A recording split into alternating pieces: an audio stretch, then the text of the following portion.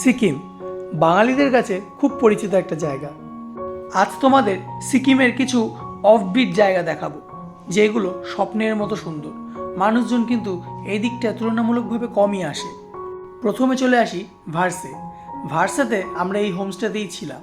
এই জায়গাটার সাথে আমার যে স্মৃতিগুলো জড়িয়ে আছে, এখানকার রডোডেন্ড্রন গাছ, বিকেলে ফুটবল খেলা, আর এখানকার তাঁবু। হোমস্টের ঘরের ভিতর থেকে বাইরের দৃশ্যটা কিছুটা এরকম ছিল। এই ভিডিওটাতে আমরা ভার্সাতে ঢোকার দিন যে সাইট সিনগুলো করেছিলাম সেগুলো তোমাদের সাথে শেয়ার করব। প্রথম যে স্পটটা দেখাবো এটা হলো মহত্তা শ্রীজুঙ্গা পার্ক। এই শ্রীজুঙ্গাকে লিম্বো সম্প্রদায়ের গুরুজি বলে মনে করা হয়।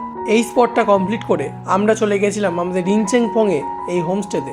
এই হোমস্টের নাম হলো অর্কিড ভিলা। চলো, এই হোমস্টেতে যে রুমে আমরা ছিলাম, আমরা সবাই একটা রুমেই ছিলাম, সেই রুমটা তোমাদেরকে দেখিয়ে দিই। রুম থেকে বাইরে বেরিয়ে আমি বিকেলটা এখানে অনেকক্ষণ বসেছিলাম। কিছুক্ষণ পর হাঁটতে বেরিয়েছিলাম। হোমস্টের ঠিক পিছন দিকটা এরকম অনেকগুলো বাড়ি আছে। এখানে আমার আরেকটা জিনিস যেটা ভালো লেগেছে সেটা হচ্ছে এত ছোট একটা গাছে ভর্তি কমলা লেবু হয়ে আছে। পরদিন সকালবেলায় উঠে ভার্সের উদ্দেশ্যে রওনা দিয়েছি আমরা, আর রাস্তায় পড়েছে এত সুন্দর একটা মনেস্ট্রি। এই মনেস্ট্রিটা রিনচেংপংয়ের সাইট সিনের মধ্যেই পড়ে। আবার রওনা দিলাম। মাঝ রাস্তায় গাড়ি দাঁড়ালো, একটা ঝর্ণা। ওয়েস্ট সিকিম সত্যি অদ্ভুত সুন্দর। এইবার আমরা পৌঁছে গেছি ভার্সে হোমস্টে।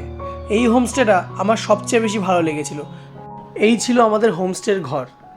ওয়েস্ট সিকিম সত্যিই সুন্দর। আমাদের প্ল্যানে ছিল বরং, রিনচেংপং, ভার্সে, ওকরে আর পেলিং। আমি প্রত্যেকটা জায়গার ভিডিও এরকম বানিয়ে তোমাদের জন্য দেবো। ভিডিওটা কেমন লাগলো জানিও।